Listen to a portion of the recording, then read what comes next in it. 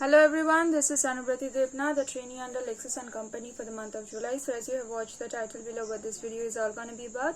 So let's get started. Talking about how to draft an application for a grant of temporary injunction. So today I'll be talking about this topic. Now let me tell you the introduction part. So it says that temporary injunction is one of the most common remedies provided to prevent mischief from being committed by a party to the suit. Injunctions, as stated under Section 37 of the Specific Relief Act, are of two types: temporary and perpetual injunctions. Now, temporary injunctions. That injunction is basically one of the most common remedies provided to prevent mischief from doing hampered. Okay, first of all, why I am doing this video, because writing an application, a legal application, is what you can get from any other videos or any other such videos from YouTube, any other sources. But talking about how to write a legal injunction application to grant a temporary injunction, it's the mostly used application, legal application. Now this is why I am making this video.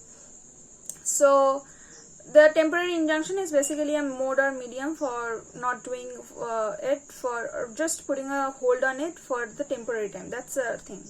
Now, temporary injunctions are granted for a specific period of time and can be revoked either by a subsequent order or by the court of the final judgment in the suit.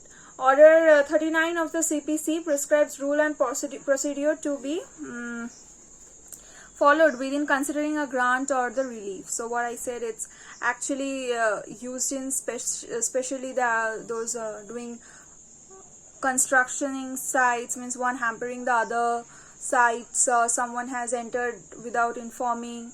That's actually what injunction is mostly used in CPC.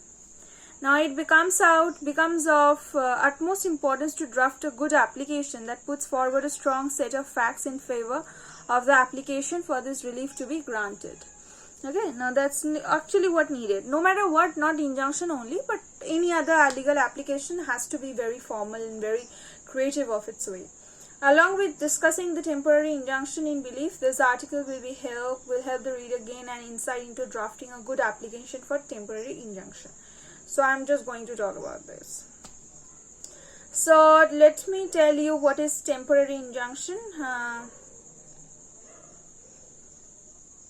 So today I'll be just talking, today I just said about what are the kind of injunctions or applications of an injunction is. So to brief it down, I have to classify this. Now, temporary injunction is basically what I told, it's for a specific period of time, it's for a limited period of time. Now, rule number 1 says cases where the temporary injunction is granted. Now, where kind of cases where temporary injunction is used? The dispute property, okay, is under the risk of being damaged, alienated or sold. There is a threat or an intention on the part of the defendant to dispose of the property to defraud his creditors. The plaintiff has been threatened of being disposed of, being physically injured by the defendant. That's it. Now,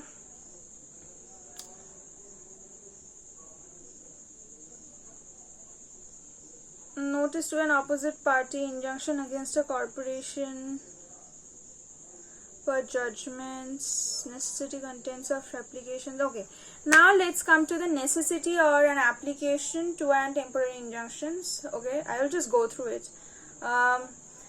One says the court's place of sitting or jurisdictions and the name of the judge. Obviously, you can't write in the name of High Court and you can't give it to the subordinate courts. That will be an offense. The name it, the first naming of should be of the whatever court you are putting there. So, which civil court? Point number 2, civil suit number and the year in the prescribed manner. That you will get on the, while you will be just getting that. You can just make it by yourself. So, the names of the parties to the suit should be properly mentioned, and plaintiffs and defendants. Obviously, a clear mention of the provision under which the suit has been filed, means give the reasons properly. A clear mention of the purpose and the cause that has led to the filing of the suit, means purpose means only the subject matter. Then a proper description of the disputed property, that is mapping the means give the outline of the map, the chain of events that led to the filing of the suit, why you have filed the suit, means what have, give the, when you have when you're filing anything, means complaining or drafting anything, give the events and give the dates. Means according to the incident I am talking about, you have to mention the incident, then give the event, means what's the name of the event, and the date also. That will just flourish your drafting or anything, any legal work. So the facts or reasons that bring out a prima facie case pertaining to a grant of the injunction. Next, why the balance of convenience is in your way is in your favor, means why you are in the favor. So give it your prayer, means give your prayer and give why it's in your favor, that's the reason.